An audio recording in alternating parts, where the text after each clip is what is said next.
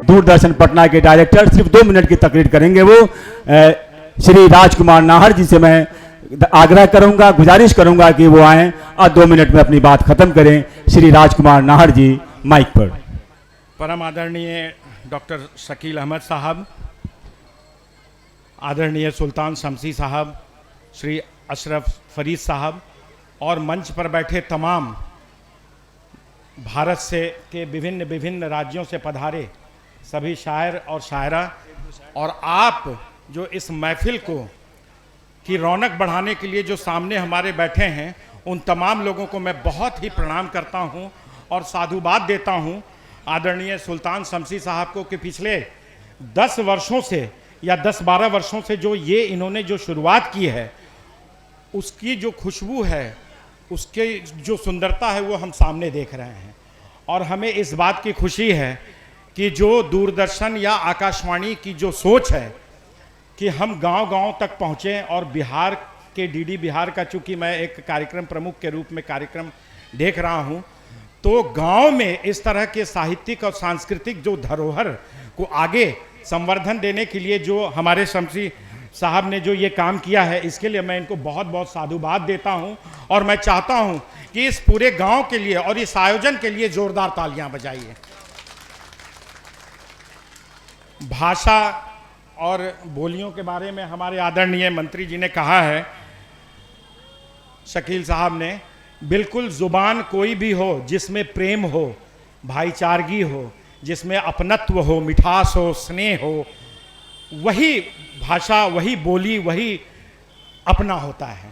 चाहे वो उर्दू जुबान हो, चाहे वो हिंदी हो, चाहे वो संस्कृत हो, चाहे कुछ भी हो, जिसमें अपनत्व दिखाई दे वही हमारी भाषा है, वही हमारा जो है स्नेह है। मैं ज़्यादा नहीं, मैं तो खुद सुनने आया हूँ, तमाम शायर आए हैं।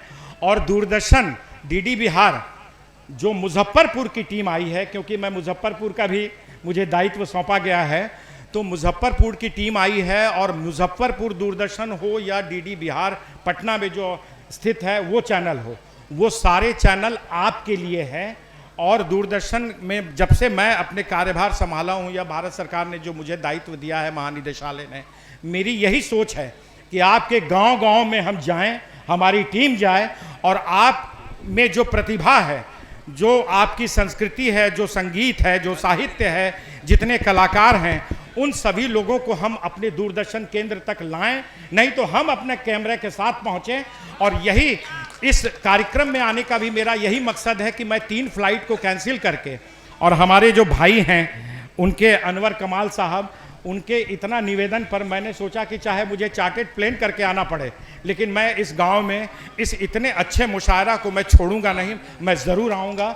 और मैं सीधा एयरपोर्ट से सीधा यहीं आया हूँ, और मुझे देखकर बहुत खुशी हो रही है। और मैं आगे भी ये प्रयास करूँगा कि मंच पर जितने भी आसीन हैं हमारे शायर, उन तमाम लोगों में से बहुत सारे लोगों को अवसर मिला होगा, लेकिन जिनको भी अवसर नहीं मिला है उनको मैं तुरंत अपने दूरदर्शन से मैं अवसर दूंगा।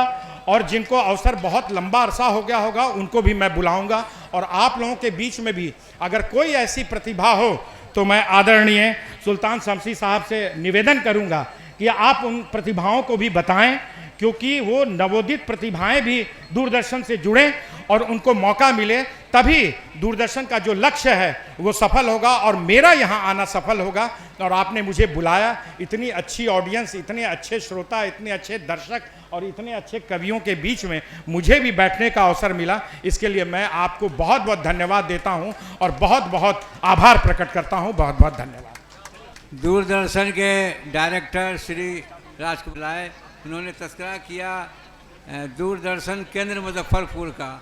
मेरी एक शिकायत है उनसे कि उर्दू जो शायरी है उसको भी जगह दीजिए। 2014 में मुझे मौका मिला था टीवी मुजफ्फरपुर सेंटर से मुशायरा पढ़ने का, उसके बाद आज तक मुझको या दरभंगा के उर्दू के शायरों को दरभंगा के मुजफ्फरपुर के टीवी सेंटर पर कभी कोई मौका नहीं मिला।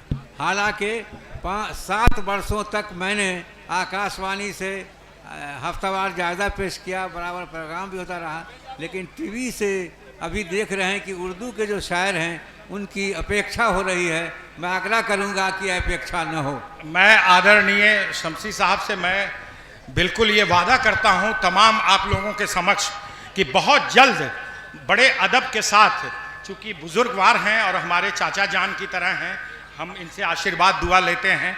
और अभी मैं हरियाणा से स्थानांतरित होकर आया हूँ, ट्रांसफ़र होकर मेरा ट्रांसफ़र हुआ है। मैं इनको वादा करता हूँ कि 15 दिन के अंदर इनको अपने डीडी बिहार पटना में बुलाऊंगा और बिहार का डीडी बिहार का जो one of the best programme है बिहार बिहान, उसमें 1 घंटे का लाइव प्रोग्राम सवेरे 8 से लेकर 9 बजे का होता है। आप तमाम लोग देखिएगा, ये मेरा वादा है।